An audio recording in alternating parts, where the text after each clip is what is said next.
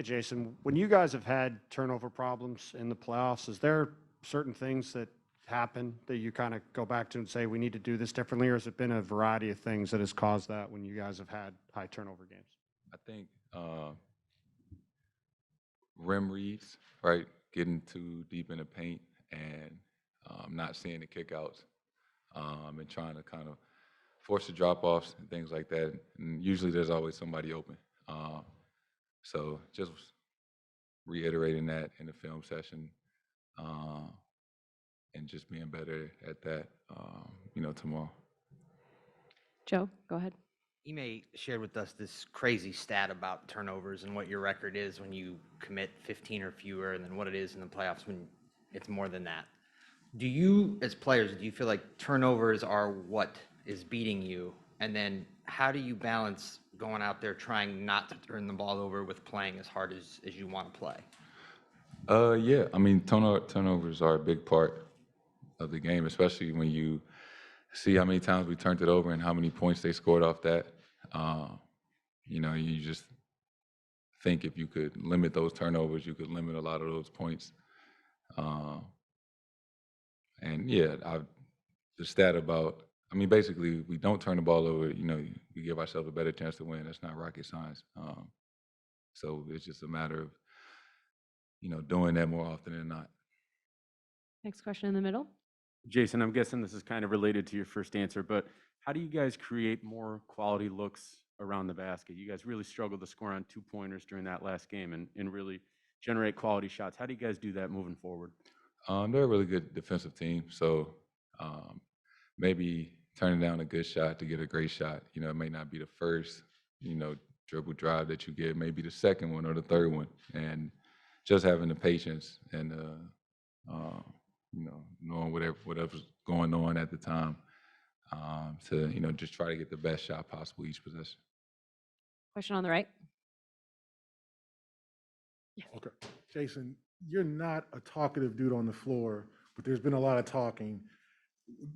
Can you be a talkative dude on the floor when guys are literally trying to get in your head and be physical with you? Do you say, hey man, don't do that again? Like, what is kind of your guidelines for behavior on the floor when it's obvious that, especially in game 2, that Draymond was trying to shake you guys? What is it? I don't know. I just go out there and play basketball, right? I guess, on the quieter side, but I do talk to people that I know, right? If I know you and we got like a relationship, a history, on the floor, I talk to you. I'm all about being competitive and all those things. And if you say something to me, I'm gonna respond. I'm not an instigator and things like that. I just go out there and play. At the end of the day, it's basketball, and you gotta understand what certain people are trying to do, take you off your game.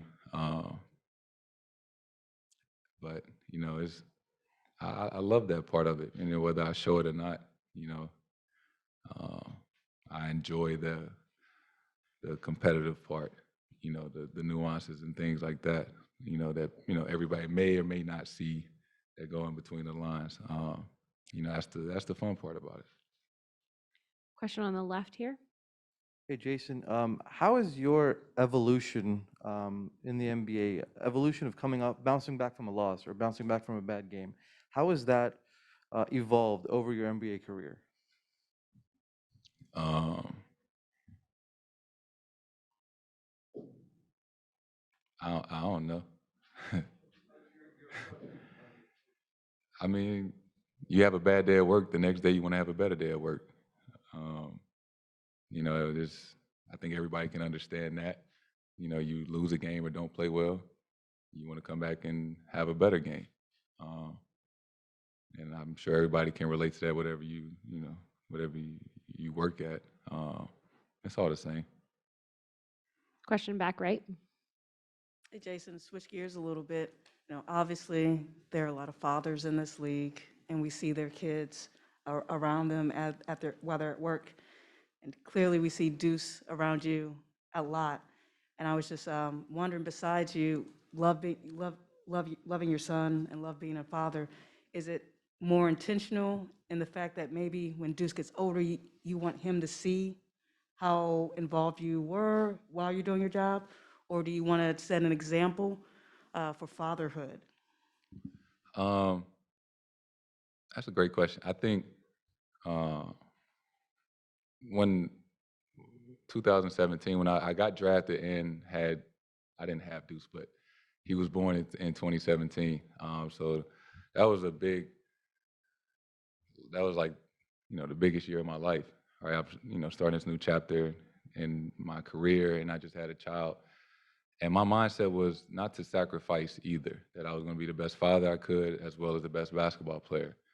Um, and there was no uh, guideline, or there was no, you know, exact way to do it. It was all about what was natural. Um, and I think that's what it is.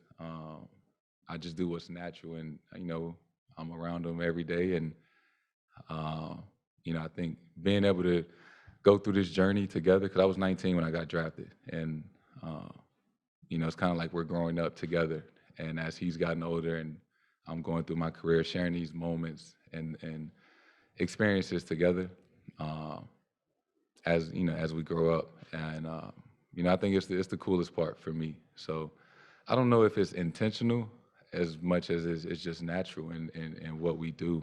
And I realize that I do have a platform and things like that. So if I am a role model for young fathers around the world, that's great. I think we need more role models like that, um, just to have more male fathers be present and things like that, and show that you can do both, regardless of wherever you work or whatever your profession is. Last question on the right. Hey, Jason, you're obviously very intentional about a lot of the things you want to do, including that and what you wanted to accomplish in the game. And I'm wondering, what has the finals experience and this whole run been like as a superstar player compared to what you expected and all that has come with it? Uh, it's been a lot. This is a dream come true. Playing in the finals. As a competitor, this is what you work for, right? You want to be the last team standing. You want to hold up that trophy. So I think to have a golden opportunity, right at your fingertips, just taking full advantage of it. You don't want to have any regrets. When it's all said and done, win or lose, you want to feel that you gave it your all, and that's all you can ask of anybody. And a lot of people want to debate. Uh, I guess you just comment about the superstar. Whatever that means, right? I'm sure that I've seen there's a huge debate. Is he a superstar? Is he not? Uh, I want to know where that came from. Like, did I tweet that? Did I ever say that I'm a superstar, or I'm on the verge? Like, that never came from me, but it has been a big deal this last year and a half or 2 years, and I see it all the time. And there's always been a question in the back of my head, like, I wonder who spoke on my behalf or said that, or why that was such a big deal. But if you win a championship, they can debate a lot of things. They can debate whether or not you're a champion. So um, obviously lost the other night, uh, and just looking forward to bouncing back tomorrow. First final games at home and at the Garden. It's gonna be fun. So I'm looking forward to it and enjoying this experience. Thanks, Jason.